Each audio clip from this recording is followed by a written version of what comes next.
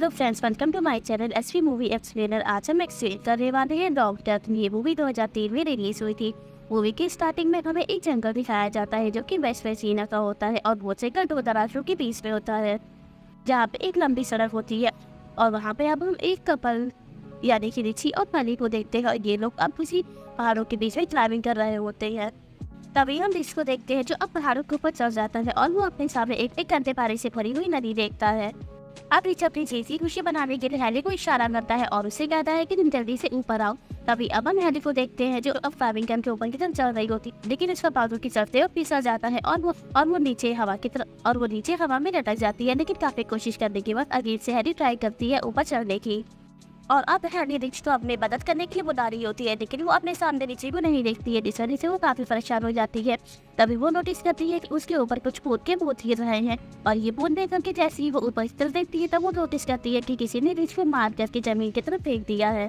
और जब तक ये हैली को समझ पाती तभी वो नोटिस करती है कि इनसे कोई ऊपर की तरफ जोर से खींच रहा होता है। तभी हैली अपने आप को संभालती है और अपनी रस्सी को चाकू से कट कर देती है और जमीन पे सेफली उतरने की कोशिश करती है, बट वो सही से नहीं उतर पाती है, जबकि वो पहाड़ों से नीचे गिर जाती है। और जहाँ पे वो गिरती है वहीं पे अब निचली लाश भी पड़ी होती है, जिसके बाद हैली उठती है और यहाँ से अपनी जान बचा करके भागने लगती है। लेकिन वहीं वो नोटिस करती है इन्हीं पहाड़ों के बीच किसी के पीछे उतरने की आवाज आ रही होती है, जिसके बाद हैली यहाँ से भाग करके अपनी कार की तरफ जा रही होती है। लेकिन तभी यहाँ रास्ते में कुछ कटीले तार पड़े होते हैं जिनमें हैली का पैर फंसता है और वो जमीन पे गिर जाती है। तभी हम उस कातिल को देखते हैं जिसने रिच को मारा होता है। वो अब हैली का पैर पकड़ करके उसे यहाँ से घसीट कर ले जाता है। इसके बाद हमें एक न्यूज़ दिखाई जाती है जहाँ पे हमें ये पता लगता है कि इन पहाड़ों पर से काफी सारी गाड़ियाँ जो कि गायब हो रही हैं और यहाँ के लोग छुड़के इन सारी वारदातों को असलियत से जोड़ रहे होते हैं। इसके बाद हमें इस मूवी का एक नया कैरेक्टर दिखाते हैं जिसका नाम क्राइस्ट होता है। और क्राइस्ट जबकि जॉब इंटरव्यू के लिए एक नीचे शहर जा रहा होता है, लेकिन रास्ते में जाते वक्त काफी सारा ट्रैफिक होता है और ट्रैफिक जो कि खत्म ही नहीं हो रहा था, इस वजह से क्राइस्ट अपने आप को काफी लेट पाता है। इसीलिए क्राइस्ट अपनी कार से उतरता है और अपने आगे ट्रक के ड्राइवर से और पूछता है कि इस ट्रैफिक जाम का रीजन क्या है, जिस पर वो ट्रक ड्राइवर अब क्राइस्ट को बताता है कि आगे 5 मील दूर एक केमिकल का ट्रंक की पलट गया है और उसे ठीक होने में कम से कम 5-6 घंटे लग जाएंगे और तब तक हमें यहीं पे इंतजार करना होगा। इसलिए क्राइस्ट अब अगेन से वापस आता है और अपनी कार में बैठ जाता है। अब क्राइस्ट अपनी कार को यहाँ से पीछे की तरफ मोड़ देता है। वो कंपनी में कॉल करता है और उन्हें बताता है कि मुझे लेट हो जाएगा क्योंकि मैं ट्रैफिक में फंसा हुआ हूँ, लेकिन वो पहाड़ी इलाका होता है, इस वजह से क्राइस्ट की कॉल जो कि डिस्कनेक्ट हो जाती है। इसलिए क्राइस्ट अब कंपनी में कॉल करने के लिए एक फोन की तलाश में होता है। तभी वो नोटिस करता है कि एक गैस स्टेशन जहाँ पे फोन रखा होता है, इसीलिए अब क्राइस्ट इस गैस स्टेशन के पास जाने लगता है। जब वो गैस स्टेशन के पास जा रहा होता है तभी उसे रास्ते में काफी सारी लावारिस गाड़ियां जो कि खड़ी हुई दिखती है और अब क्राइस्ट इसी गैस स्टेशन के मालिक के पास पहुंच जाता है। तभी हम गैस स्टेशन के मालिक को देखते हैं जो कि किसी बीमारी की वजह से काफी बीमार से बैठा होता है। तभी क्राइस्ट गैस स्टेशन के फोन को यूज करता है और अपनी कंपनी में इन्फॉर्म करने के लिए कॉल लगाता है, लेकिन कॉल वहाँ पे नहीं मिलती है। जिसके बाद क्राइस्ट उसे गैस स्टेशन के मालिक के पास आता है और उनसे शहर जाने के दूसरे रास्ते के बारे में पूछ रहा होता है, लेकिन गैस स्टेशन का ओनर जो कि क्राइस्ट की बातों को इग्नोर कर देता है। तभी क्राइस्ट की नजर वहाँ पे लगे हुए एक मैप के ऊपर जाती है और जब क्राइस्ट इस मैप के पास जाता है तब वो नोटिस करता है कि शहर जाने के लिए इस मैप में एक कच्चा रास्ता बना हुआ है। जिसके बाद क्राइस्ट अब उसी गैस स्टेशन के ओनर से इस कच्चे रास्ते के बारे में पूछता है और जैसे ही गैस स्टेशन का ओनर इस रास्ते के बारे में पता लगता है तब वो क्राइस्ट को इस रास्ते से जाने के लिए एडवाइस दे देता है।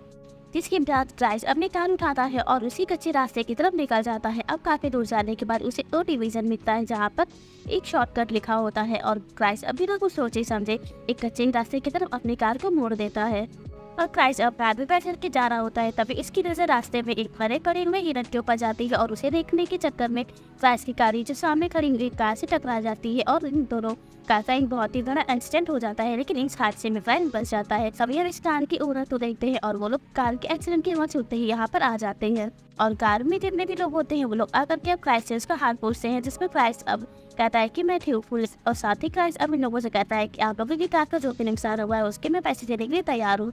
लेकिन साथ ही क्राइस्ट इन लोगों से 20 रास्ते में कार खड़ी होने की वजह भी पूछता है, जिस पर अब कार में जितने भी लोग होते हैं वो लोग बताते हैं कि इसी सुनसान रास्ते के बीच में किसी ने कटीले तार बिछा रखे हैं, जिस वजह से हमारी कार का टायर पंचर हो गया है। इसी वजह से हम लोग इसी जंगल में फंसे हुए हैं। जिसके बाद हम इन सभी लोगों में एक फ्रेंड को देखते हैं जो गैस स्टेशन के पास जाकर के कॉल करने का सजेशन देता है, लेकिन क्राइस्ट इसे वहां जाने के लिए मना कर देता है और अब ये लोग अपना रास्ता पैदल ही तय करते हैं। लेकिन इवान और फ्रांसिन जो इन दोनों जान की रक्षा करने के लिए यहीं पर रुक जाते हैं।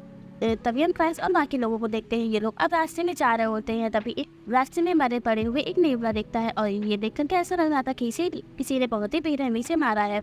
और ये लोग इसे देखकर के आगे की तरफ बढ़ते हैं, तभी इन्हें जंगलों के टायर्स जड़ने की इसमें आ रही होती है और इससे इन लोगों को पता लगता है कि ये लोग किसी खतरे के निशान में हैं। इन तेजी अब ये लोग आगे निकल जाते हैं, तभी अब हम इवान और फ्रांसिन को देखते हैं। ये लोग अब कार के पास ही होते हैं, तभी इन्हें जंगल से किसी की हरकत नजर आ रही होती है, लेकिन फ्रांसिन जबकि कार के अंदर बैठी होती है और इवान जो इसी हलचल को सुनने के लिए इसी जंगल में चला जाता है। और फ्रांसिन जब इवान को यहाँ नहीं पाती है तब वो इवान को ढूंढने के लिए इसके पीछे चली जाती है।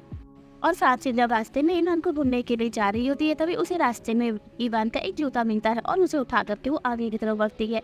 तभी वो नोटिस करती है कि इवान का एक कान जो कि वहीं पे कटा हुआ पड़ा होता है, जिसे देख करके फ्रांसिन काफी ज्यादा डर जाती है और वो यहाँ से जाने लगती है। तभी पीछे से कोई आता है और वो फ्रांसिन को पकड़ लेता है और उसे जान से मार डालता है। और जिसके बाद हम क्राइस और उसके सभी साथियों को देखते हैं। ये लोग अब इसी रोड के आखिरी रास्ते पे होते हैं, तभी अब क्राइस को वहाँ पे एक घर दिखाई देता है और क्राइस और उसके सभी साथी जो कि अब उस घर में मदद मांगने के लिए जा रहे होते हैं। तभी क्राइस नोटिस करता है कि यहाँ पे काफी सारी गाड़ियाँ जो कि पुरानी खड़ी हुई हैं और जिसे देख करके क्राइस काफी ज्यादा हैरान हो जाता है। और क्राइस और उसके सभी साथी मिलकर के इस डोर को नॉक कर रहे होते हैं, लेकिन घर का दरवाजा कोई भी नहीं खोलता है। और अब ये लोग इस घर का दरवाजा तोड़ करके जब अंदर जाते हैं तब ये लोग नोटिस करते हैं कि इस घर के अंदर कोई भी नहीं है। और इन लोगों की नजर अब डाइनिंग टेबल पर जाती है जहाँ पे कुछ बर्तन पड़े होते हैं, जिससे इन लोगों को समझ में आता है कि इस घर में सालों से कोई भी नहीं आया है। तभी क्राइस नोटिस करता है कि उसी डाइनिंग टेबल गाड़ियों की चाबी और चश्मे रखे हुए हैं। तभी हम क्राइस के बाकी साथी को देख रहे होते हैं। ये लोग अब इस घर में अलग जगह पे सर्च कर रहे होते हैं। तभी एक लड़का जो फ्रिज को ओपन करता है और फ्रिज ऐसी ओपन होती है तब हम लोग देखते हैं कि उसी फ्रिज के अंदर काफी सारे ग्लासेस रखे होते हैं, जिनके अंदर इंसानों के काफी सारे पार्ट्स रखे होते हैं, जिसे देख करके लोग काफी ज्यादा हैरान हो जाते हैं। और वही दूसरी तरफ अब हम एक लड़की को देखते हैं और वो एक रूम में जाती है जहाँ पे उसे अब वही कटीले तार मिलते हैं जिससे कि उनके कार के टायर पंचर हुए थे।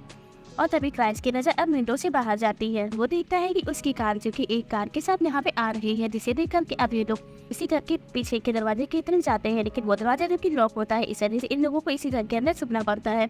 तभी अब हम उस राजे को देखते हैं जो इस घर के अंदर एंटर करता है और उसके पास अब फ्रांसिन की डेड बॉडी होती है। वो अब फ्रांसिन की डेड बॉडी अब इसी घर के अंदर ला करके छोड़ता है। तभी अब हम क्राइस और जैसी को देखते हैं। ये लोग अब फ्रांसिन की लाश को देखकर भी काफी ज्यादा डर जाते हैं और काफी ज्यादा हैरान हो जाते हैं, जिसके बाद हमें अब 3 कातिल यानी कि 3 आदमखोरों को दिखाया जाता है। ये लोग अब फ्रांसिन की लाश को डाइनिंग टेबल पे रखते हैं और उसे कट करने लगते हैं और डेड बॉडी को कटते हुए देख करके जैसी की चीख निकलने वाली होती है। तभी अब जैसी का एक फ्रेंड जो उसका मुंह दबा लेता है। अब हम इन 3 कातिलों को देखते हैं। ये लोग अब फ्रांसिन की लाश को की डेड बॉडी को कट करके उसे खा लेते हैं और खाने के बाद ये लोग गहरी नींद में सो जाते हैं। और इसी चीज का फायदा उठा करके क्राइस और उसके बाकी के साथी तभी उस घर से बाहर जाने की कोशिश करते हैं, लेकिन तभी हम देखते हैं कि एक आदम को जिसकी आंखें खुल जाती है और वो इन लोगों को देख लेता है, जिसके बाद ये लोग उस आदमपुर से बचते हुए जंगल की तरफ भाग आते हैं। और ये तीनों आदमपुर इन लोगों को ढूंढने के लिए जंगल की तरफ आ जाते और ये लोग अपने साथ अपनी गाड़ी भी लाए होते हैं। क्राइस अब वहीं पर छुप करके इन लोगों को देख रहा होता है और वो ये प्लान करता है कि वो अब चुपके से इन लोगों के कान को चुराएगा। इसी वजह से क्राइस अब यहाँ पे चिल्लाता है ना आदमखोर फतेहर अफसर भटकाता है, जिसके और दिन में देकर यहाँ से भागने लगता है। एक आदम को जो क्राइस के पैरों पे गोली चला देता है, जिस वजह से क्राइस वहीं पे गिर जाता है। और ये चीज देखकर के अब क्राइस के बाकी के साथी जो कि काफी ज्यादा डर जाते हैं। तभी अब हम स्कॉट को देखते हैं। वो अब इसी जंगल की तरफ भाग रहा होता है और उसकी नजर अब इन्हीं आदमखोरों के ट्रक पर जाती है और वो इसे देख करके इस ट्रक के पास आ रहा होता है। लेकिन तभी अब हम उन 3 आदमखोरों को देखते हैं। वो लोग अब स्कॉट के ऊपर तीर चला देते हैं, जिस वजह से स्कॉट वहीं पे मर जाता है। और ये चीजें कभी क्राइस और उसके दोनों साथी ये लोग काफी ज्यादा हैरान हो जाते हैं और अच्छी तरीके से अभी लोग आदमखोरों के ट्रक को चुरा लेते हैं और उनसे बैठ करके अभी जान बचा कर कैसे भागने लगते हैं। लेकिन कुछ ही दूर आने के बाद इसका ट्रक जो कि एक नाले में आकर के फंस जाता है। इसी वजह से इन लोगों को भी टफाई भी छोड़नी पड़ती है और जंगल से अब रास्ते के सिर्फ पैदल ही निकलना पड़ता है।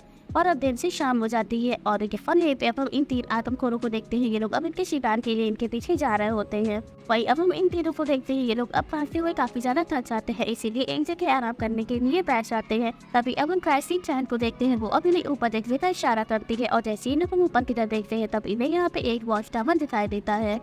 और इस वॉच टावर को देख करके लोग काफी ज्यादा खुश हो जाते हैं और ये लोग अब उसी वॉच टावर के ऊपर चढ़ते हैं। और वॉच टावर के अंदर कोई भी नहीं होता है, जिस वजह से लोग काफी ज्यादा निराश हो जाते हैं। तभी इन्हें यहाँ पे एक फर्स्ट एड बॉक्स मिलता है और उस फर्स्ट एड बॉक्स की मदद से ये लोग क्राइस के बना पट्टी करना स्टार्ट कर देते हैं। और वहीं पे अब हम क्राइस की फैन को देखते हैं, जिसे यहाँ पे एक रेडियो दिखाई देता है और वो इस रेडियो में एक बहन मानने के लिए कॉल कर रही होती है, लेकिन रेडियो से कोई भी रिप्लाई नहीं आता है। इसके बाद क्राइस अब उसी वॉच टावर से नीचे देखता है। उसे नीचे से किसी की गुजरने की आवाज़ आ रही होती है और जब वो नीचे की तरफ देखता है तब वो नोटिस करता है कि वो तीनों आदम को इसी वॉच टावर के ऊपर चढ़ रहे होते हैं।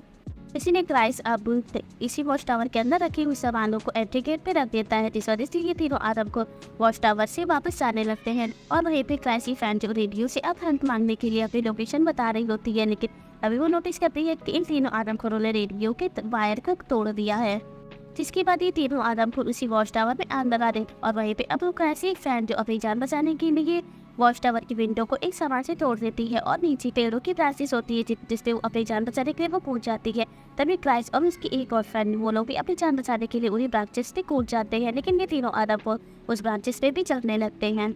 और इन तीनों आदमखोरों को आते हुए देख करके ये लोग अब एक दूसरे ब्रांचेस पे कूदने लगते हैं। तभी अब हम एक आदमखोर को देखते हैं और वो अब क्राइस के एक फ्रेंड के काफ़ी ज़्यादा नज़दीक आ जाता है और वो आदमखोर अब क्राइस के एक फ्रेंड के ऊपर कुल्हाड़ी से अटैक कर देता है, जिससे कि इसकी फ्रेंड के 2 टुकड़े हो जाते हैं और वो मर जाती है। तभी अब हम क्राइस और उसकी एक फ्रेंड को देखते हैं और ये लोग अब अपनी जान बचाकर किसी तरीके से एक जगह आकर के छुप जाते हैं। जिसके बाद अब सुबह होती है और क्राइस को अपने पास ही एक पुलिस की गाड़ी आते हुए दिखाई देती है और क्राइस अब उस पुलिस की गाड़ी को रोकने के लिए उसके नज़दीक जाता है और वो पुलिस की गाड़ी जब क्राइस को देखती है तब वो उसकी मदद करने के लिए रुक जाती है और उसी में से एक पुलिस वाला जो कि बाहर उतरता है। क्राइस अब उस पुलिस वाले के पास जाता है और उससे हेल्प मांगता है। तभी हम नोटिस करते हैं कि पीछे से एक तीर आती है जो उसी पुलिस वाले की आँख के आर पार हो जाती है, जिस वजह से इस पुलिस वाले की वहीं पे मौत हो जाती है और वो तीर एक आदमखोर ने चलाई होती है। वो अब क्राइस को देख करके उसे मारने के लिए उसके पीछे आ रहा होता है, लेकिन क्राइस अपनी जान बचाने के लिए इसी कान के नीचे छुप जाता है। वहीं आदमखोर अब क्राइस को देखने के लिए जैसे कान के नीचे झुकता है तभी वो आदमखोर नोटिस करता है कि गाड़ी के नीचे कोई भी नहीं है और ऐसा देख करके आदमखोर काफ़ी ज़्यादा हैरान हो जाता है।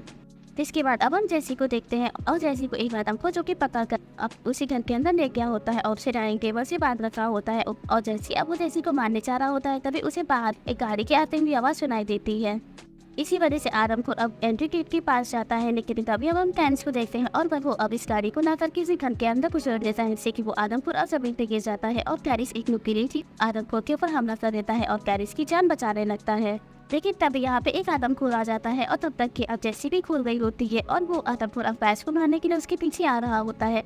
वहीं पे एक तीर रखी होती है जिसे अब जैसी उठाती है और उस आदमखोर के चुभो देती है, जिससे कि उस आदमखोर की वहीं पे मौत हो जाती है। और अब क्राइस और जैसी इस घर से बाहर आ जाते हैं, जिसके बाद क्राइस अब पुलिस की गाड़ी को देखता है और उसे वो अब निशाना बनाता है। अब पुलिस की गाड़ी में रखे हुए फ्यूल की मदद से अब वो इस घर में एक बहुत बड़ा सा ब्लास्ट कर देता है, उससे कि ये घर पूरी तरीके से जल जाता है। और जैसे अब क्राइस यहाँ से अब एक ट्रक उठाते हैं और यहाँ से अब सीधे ये लोग गैस स्टेशन में पहुँच जाते हैं।